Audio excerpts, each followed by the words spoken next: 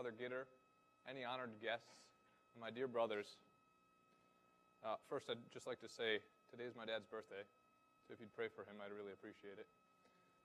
I don't mention him explicitly in this story because it's the very abridged one, but he factors in very greatly, of course. When I was about 12 years old, I was living my life, as 12-year-olds do, probably playing Legos at the time, and suddenly I realized how quickly everything was passing by and how soon I'd be grown up, and I realized I needed to get my act together. I needed to figure out what the heck I was going to do with my life. So 12-year-old Rob stops and goes through the usual list of cool career options: policeman, army guy, house builder. I think chef was on there too. And then maybe out of a sense of duty, I considered priesthood too. And so then when I was 12, I stopped, I considered, and then I decided I was not going to be a priest. I was going to have a family and a real job.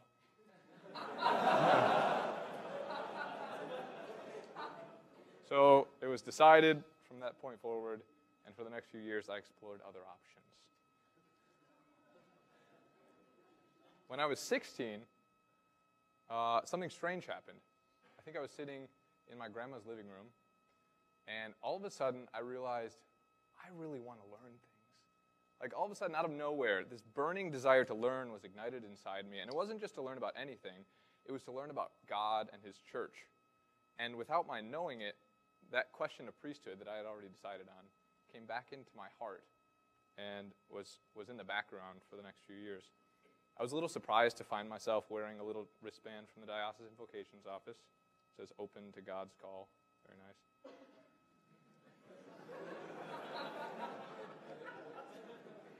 And my prayer was also ignited at the same time as my desire to learn. And suddenly it turned to asking God incessantly, "God, what do you want for my life? What do you want for my life?"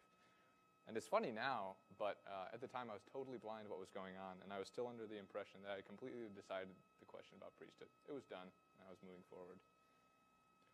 That year, which looking back was actually the year for priests, another thing that I had overlooked at the time, there were a lot of experiences, conversations, movies you watch, Fishers of Men, things like that, the life of John Paul II, that brought the question of priesthood back into my active consciousness. But even then, when I'd go, spend some time in the chapel or go pray about it at Mass, the fears that came up prevented me from really discerning freely or starting to discern freely. And that's the usual list of fears. Fears of my own inability, my own sinfulness and weakness, celibacy.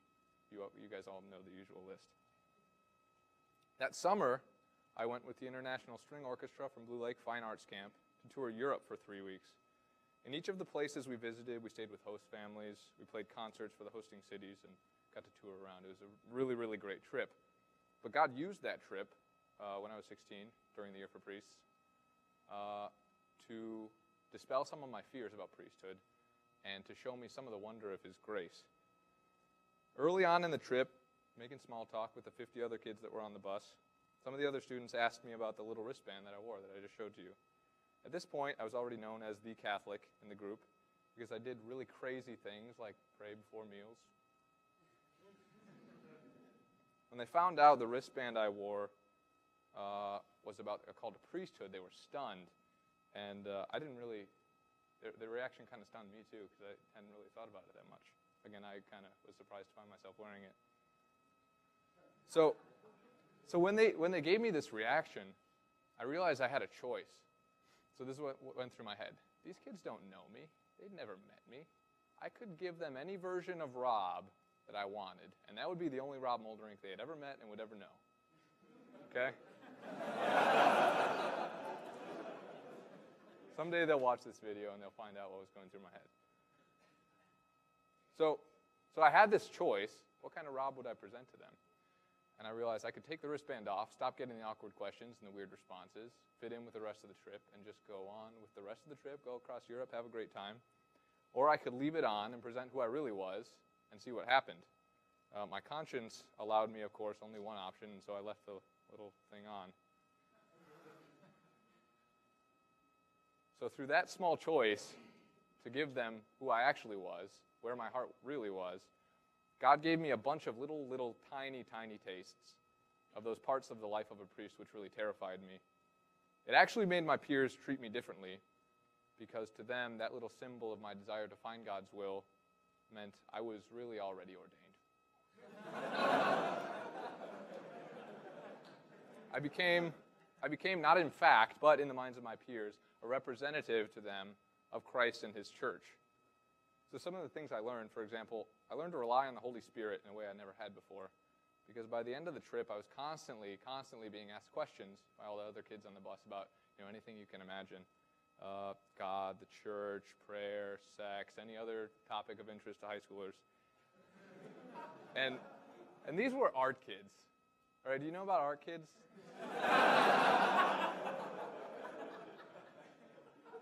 Maybe you could think Ryan Adorjan or something like that.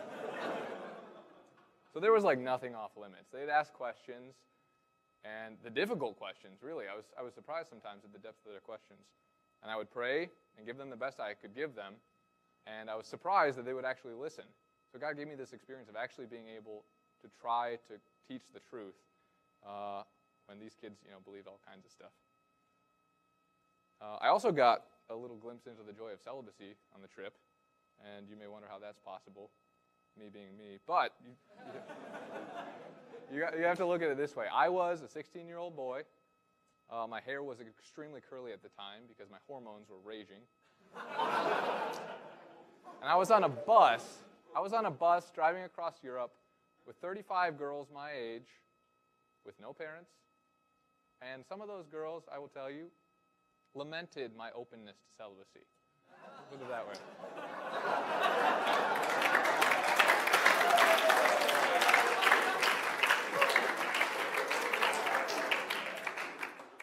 So I started the trip with a small, limping, crippled openness to priesthood, a little desire to find God's will.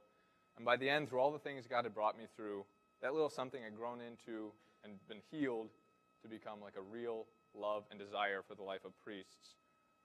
And though that desire has fluctuated and sometimes grown very dim, it's now stronger than it's ever been right now. I have a tough time describing it, but it's sort of like a sweetness that all through any difficulty or anything like that has remained. A little sweetness that I can't turn away from, that I have to follow, that I know is from God. So being a seminarian and training for priesthood has filled me with more joy and peace than I ever thought possible. So here's one final note. As a new man, I don't know how many times you share your vocation story, but it's in the hundreds easily. You also get to hear many of the stories of your brothers, and inevitably, you find yourself comparing your story to theirs, and I definitely found myself doing this my first year. I began to think my story was boring and not really that valuable because it didn't have, strange twists of grace or deathbed conversions or anything like that. I don't think I ever had a rebellious period. But my trainer, my first year, Ephraim Schaefer, corrected me very strongly and taught me how wrong it was to think of my vocation story as not worth treasuring. What makes the vocation story worth holding on to isn't its contents, but its very existence. It's easy to forget how astonishing and amazing the love of God is, which stoops down from heaven to bring us up to him. Your vocation story means something because it's a real, particular instantiation of that divine love. What makes it worth retelling and sharing with your brothers is that it is a story of your little human life that in a plan of sheer goodness, God created to share in his own blessed life and calls to a certain way of living out his love and grace. Praise be Jesus Christ.